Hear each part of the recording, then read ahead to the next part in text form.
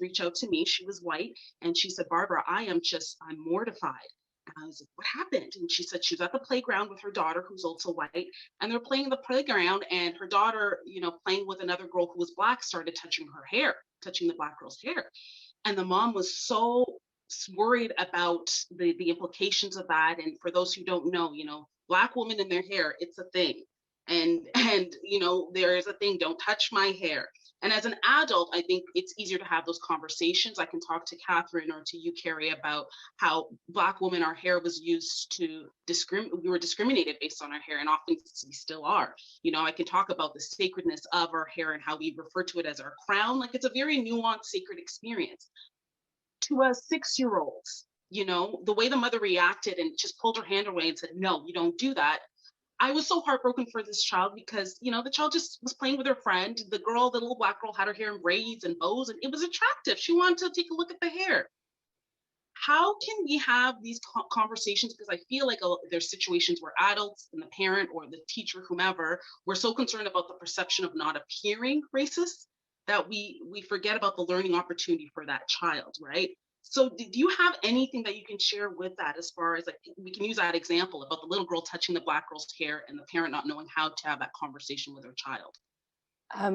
Yeah, well, that just reminds me of the idea of consent when we were talking about this. And this is the same thing that goes with, like a pregnant person, people always wanting to touch their belly without asking first. Like, it can be very uncomfortable, and it can cross the boundary.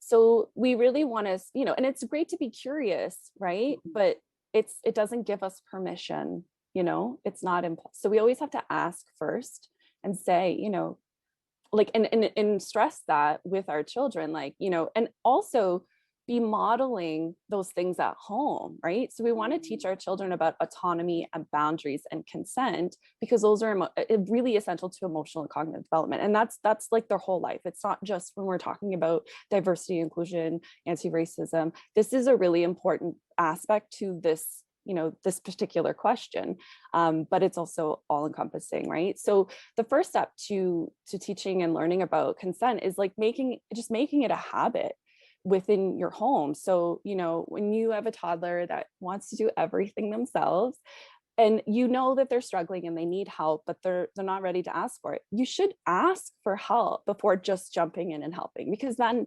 you're modeling that idea of like, can I intervene?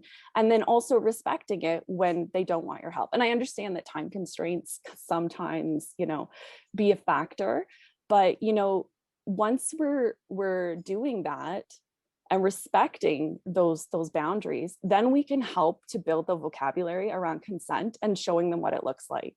So when children are afforded adequate bodily autonomy as they grow up, then it's easier to explain it to them as they grow up. So you could say things like, how mommy always asks you if it's okay to cut your hair before I cut it? Or when I ask you if you would like my help getting dressed, that's me asking for your consent first. And so, that really like ties into boundaries and this idea of like, now I'm, creating my own boundaries, but I'm respecting other people's boundaries too. So it's being modeled.